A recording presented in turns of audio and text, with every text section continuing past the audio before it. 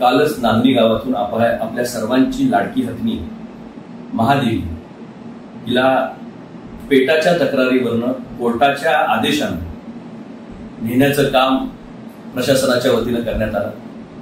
भावनांचा उद्रेक झाला, सगळं गाव जमलं होतं आणि आपल्या लाडकी हत्नी आज आपल्यातनं पुढे जाते हे पाहिल्यानंतर जीव पिळून काढणारा प्रसंग। मग महाराजांचा चेहरा असेल, गावकऱ्यांचे असणारे अश्रू अनावर झाले असतील, लहानांच्या पासून थोरांच्या पर्यंत सर्व गाव आपल्या कुटुंबातला एक सदस्य परगावी निघालाय काय अशा पद्धतीनं एकवटलं होतं आणि परत तिचं दर्शन होतंय की नाही अशा भावनेतनं सगळ्या गावानं निरोप देण्यापेक्षा तिची वाट गाव परत त्या ठिकाणी पाहतंय।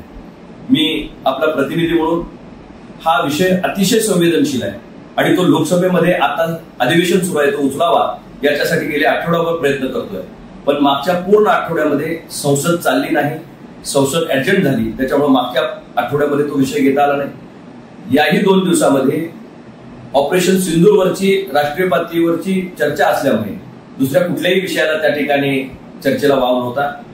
मी लवकरच या विषयाला वाच्यता पार्लमेंटमध्ये त्या ठिकाणी फोडणार आहे, पण मी पेटासारख्या संस्थांना जे स्वतःला प्राणीमित्र म्हणून घेत आहेत त्यांना मला मुद्दामून या ठिकाणी सांगितलं पाहिजे की तुम्ही माणसामध्ये आणि जनावरांमध्ये फरक करत असताना जे जनावर माणसाळलेलं आहे, जो प्राणी माणसाळलेला आहे तो तिकडं दुसरीकडे कुठंच राहू शकत नाही।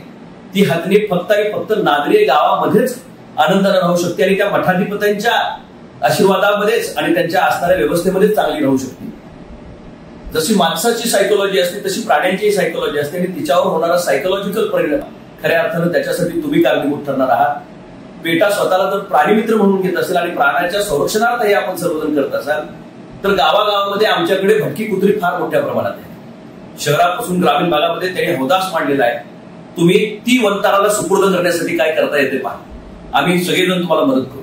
पण जे जनावर पाळीव जनावरांसारखं त्या ठिकाणी राहिलंय, आमच्या बरोबर घरच्या कुटुंबाच्या सदस्यासारखं राहिलंय, त्याला इतकं प्रेम त्याचं गावकऱ्यांच्यावर आहे आणि गावातल्या लोकांचं त्याच्यावर आहे। श्रद्धेचं एक स्थान म्हणून 600 वर्षांची परंपरा त्या मठाला त्या ठिकाणी आहे।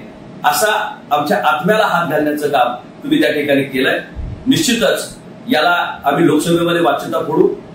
नागपंचमीच्या विषयी कालच एक चांगला महत्त्वाकांक्षी निर्णय केंद्र सरकारने घेतला आणि वन्य प्राण्यांच्या यादीत असताना सुद्धा नागदेवतेच्या पूजेला परवानगी त्या ठिकाणी मिळाली आणि काल आनंदानं नागपंचमी माझ्या शिराळा गावातील आम नागरिकांनी साजरी केली। माझा प्रामाणिक प्रयत्न आहे की हत्ती जो या ठिकाणी पाळीव हत्ती आहे, जो परंपरेनं त्या ठिकाणी तिथं आहे, लहानाचा मोठा तिथं त्या ठिकाणी झालाय, त्या हत्तीला परत एकदा मठाकडे सुपूर्द करण्यासाठी काही स्पेशल केस करता येईल का आणि पार्लमेंटनं त्यामध्ये लक्ष घालावं, लोकसभेनं त्यामध्ये लक्ष घालावं आणि कायद्यामध्ये काहीतरी सूट देऊन अशा ज्या हत्ती या ठिकाणी आहेत जे धार्मिक कारणास्तव अनेक वर्षानुवर्ष शेकडो वर्षाच्या परंपरेनं तिथं आहेत त्यांना संरक्षण देण्याचं काम करता येईल का याच्यासाठी मी प्रामाणिकपणे प्रयत्न करेन।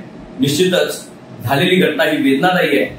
मी पोलीस प्रशासनाला सुद्धा विनंती करतो की केसेस त्या लोकांच्यावर ज्या घातलेत त्या भावनाविवश झालेल्या या ठिकाणी समाजानं आपल्यावर तुमच्यावर करायचं आक्रमण त्यांना कारण नव्हतं, पण आपल्या घरातला सदस्य कोणतरी ओढून घेऊन जात आहे या भावनेतनं खऱ्या अर्थानं तो मनाचा आक्रोश निर्माण झाला। आपणही समजून घ्या, कुठेही कठोर कारवाई या सगळ्या लोकांच्यावर होऊ नये याची काळजी आपण घ्या, ही मी या ठिकाणी प्रशासनाला त्या ठिकाणी सूचना करणार आहे आणि या बाबतीत सन्माननीय मुख्यमंत्र्यांनाही आणि सन्माननीय गृहमंत्र्यांनाही मी या ठिकाणी याच्या बाबतीतली माहिती देणार आहे। आपण संयम राखा। निश्चितपणे एक नागदेवतेची लढाई आपण जिंकलोय, आता दुसरी लढाई जी सुरू होतीये ती आपली असणारी लाडकी महादेवी परत घरात आणण्याची आणि मला निश्चित खात्री आहे की येणाऱ्या काळामध्ये यालाही आपल्याला यश येईल आणि महादेवी हत्तीला आपल्याला परत आणण्यामध्ये सर्वांना यश येईल। आपण संयमानं पुढे जावं एवढी कळकळीची विनंती। आपला प्रतिनिधी म्हणून जसं मला संधी मिळेल तसं पार्लमेंटमध्ये महादेवीचा विषय आपल्या कानावर आल्याशिवाय राहणार नाही हे वचन मी आपल्याला या निमित्तानं या ठिकाणी देतो। एबीपी माझा, उघडा डोळे बघा नीट।